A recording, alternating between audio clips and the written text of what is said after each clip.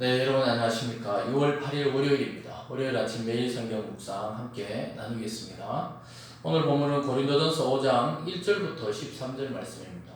1절부터 13절인데요. 제가 5절까지만 봉독해 드리겠습니다. 너희 중에 심지어 음행이 있다 함을 들으니 그런 음행은 이방인 중에서도 없는 것이라. 누가 그 아버지의 아내를 취하였다 하는도다. 그리하고도 너희가 오히려 교만하여져서 어찌하여 통한이 여기지 아니하고 그 일 행한 자를 너희 중에서 쫓아내지 아니하느냐. 내가 실로 몸으로는 떠나 있으나 영으로는 함께 있어서 거기 있는 것 같이 이런 일 행한 자를 이미 판단하였노라. 주 예수의 이름으로 너희가 내 영과 함께 모여서 우리 주 예수의 능력으로 이런 자를 사탄에게 내어주었으니 이는 육신은 멸하고 영은 주 예수의 날에 구원을 받게 하려 함이라. 아멘.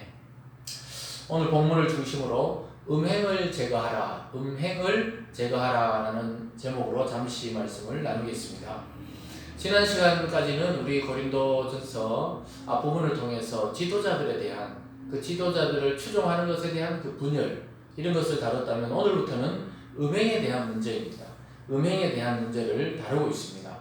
그 당시 고린도 지역의 이 문화를 좀 생각하셔야 되는데요. 복음이 들어가기 전에 고린도 지역은 그 항구 도시로서 성문화가 아주 자유로웠습니다. 그리고 신전에서 제사를 드리면서 신전에 있는 그 장녀와 또는 신전 남자 장기들과 함께 이 교접을 함으로써 결합을 함으로써 또 신을에게 나아간다 이런 의식이 있었습니다. 그래서 신전에 있는 그 사제들이 바로 창녀와 창남의 역할을 했던 것입니다. 그런 문화에서 자랐기 때문에 복음이 들어가고 나서 구원을 받아도 이 문화에 대한 무감각이 있었다는 것입니다. 그래서 성을 자유롭게 사용하는 게 무슨 죄냐 이런 의식이 그들 가운데 깔려 있었던 것입니다.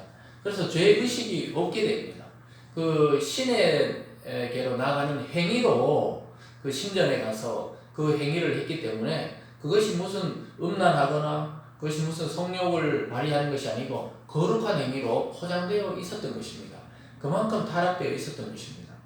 그래서 우리가 가끔 사이비 종교나 이런 데서 그 교주와 여신도가 그런 관계를 통해서 하늘나라에 가게 된다. 이런 거짓말을 하게 될 때 그 사람들이 거기 빠져드는 이유는 그것이 바로 신적인 행위라고 생각했기 때문입니다.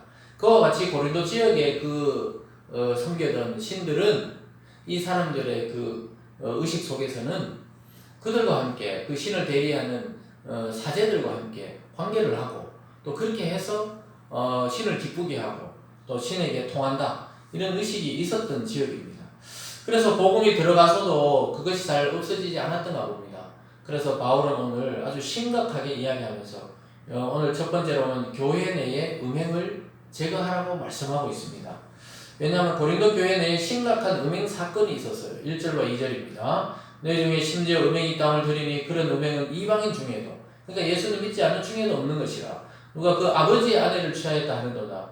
그러니까 누가 그 아버지의 아내를 취한 그 아들의 이 사건이 있었던 것입니다.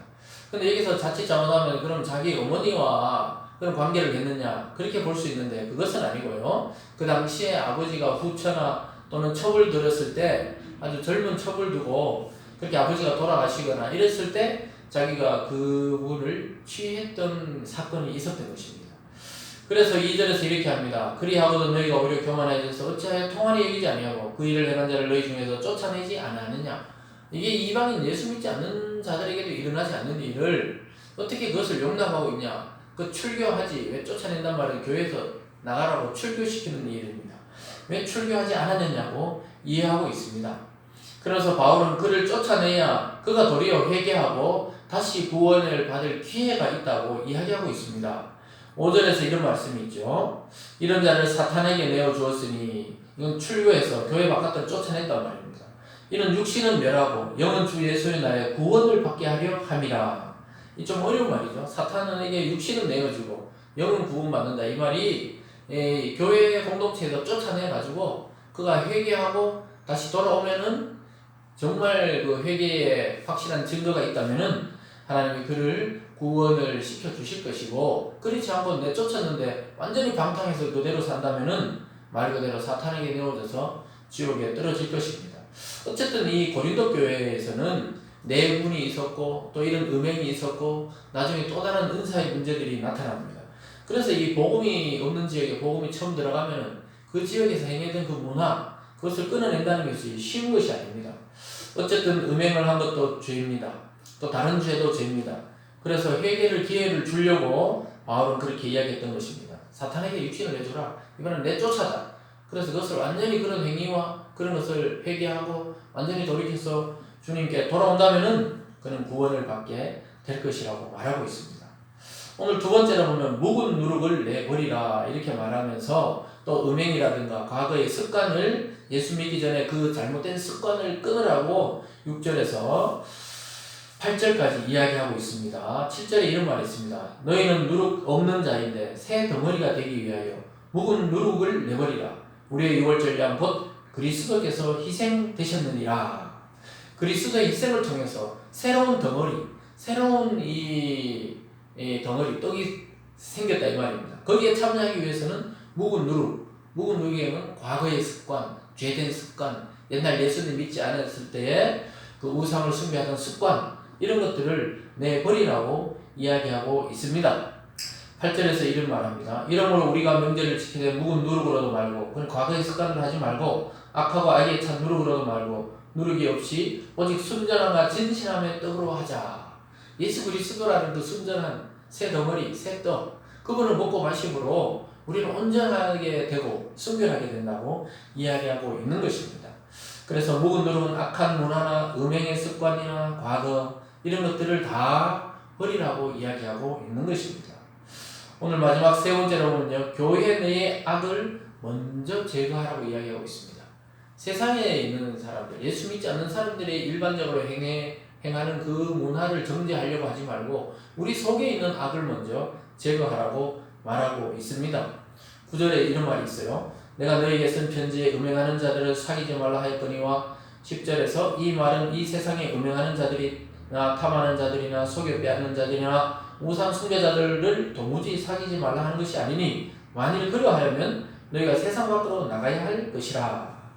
이 말이 뭔 말입니까? 세상 사람들과의 문제가 아니라는 거예요. 교회 내의 음행과 탐욕과 또 빼앗는 것과 우상 숭배하는 것을 교회 내에 가지고 오지 말라는 거지. 교회 밖에 있는 믿지 않는 사람들의 그런 행위를 통해서는 우리가 그냥 두고 보는 것입니다. 그리고 그들과 사귀라는 것입니다. 사귀란 말이 거기에 행위에 따라가는 것이 아니고 그들과 함께 어울리면서 복음을 전할 기회를 갖게 된다 이 말입니다. 그래서 바울은 항상 교회 안의 문제를 먼저 깨끗이 하고 제거하라고 이야기하고 있습니다. 왜냐하면 13절의 마지막 절에 이런 말이 있어요. 밖에 있는 사람들은 하나님이 심판하시려니와 이 악한 사람 중에 너희 중에서 내쫓으라. 이 악한 사람은 너희 중에 내쫓으라. 이 말은 밖에 있는 사람은 하나님이 알아서 하시겠고 이 악한 사람은 이 공동체 중에서 내쫓으라는 겁니다. 공동체의 거룩성을 먼저 유지하라고 이야기하고 있습니다. 그래서 오늘 전체적으로 보면 음행에 대한 문제로 시작해서 과거의 제약된 습관, 묵은 누룩이라고 이야기하고 있습니다. 이것으로 대표되는 그 옛날 행위들, 예수님 믿지 않던 때 행했던 그 음행과 우상숭배와 거짓과 술수들을 버리라고 이야기하고 있고, 만약에 그 버리지 못한 자가 공동체 안에 있다면 내쫓으라는 겁니다. 이것은 출교해서 회개의 기회를 주고 다시 돌아올 수 있는 기회를 주는 것입니다. 그들의 용인하면 그 사람이 계속 죄를 짓기 때문에 죄인지 아닌지 모르고 그냥 지옥에 떨어지기 때문에 오히려 철저하게 교회 내에서 치리하라고 이야기하고 있는 것입니다. 사랑하는 여러분, 예수 그리스도를 영접하고도 이전의 죄의 습관들을 버리지 못한 경우들이 굉장히 많이 있습니다. 술에 대한 문제, 음행에 대한 문제, 도박에 대한 문제, 또는 담배라든가 어떤 중독에 대한 문제, 이런 습관들을 예수님 믿어도 우리 육신이 있어도 잘 끊어지지 않습니다. 그리고 또 그게 반복될 때가 많습니다. 그것을 인정해야 돼요. 그것을 인정하고 하나님 앞에 다시 다 내놓고 그것을 끊어버리려고 노력해야 되는데 우리의 노력만으로는 안 되고 말씀과 성령과 하나님의 그 적극적인 개입하심으로 가능한 것입니다. 자기 자신과 공동체 전체 건강을 위해서 여러분 이것들을 제거할 수 있어야 합니다. 왜냐하면 여러분 한 분의 잘못이 교회 전체가 같이 썩어 들어가는 경우가 있기 때문입니다. 말씀과 기도와 성령의 역사로 이 모든 일들은 가능합니다. 여러분, 우리 이 시대의 문화는 결코 선한 것이 아닙니다.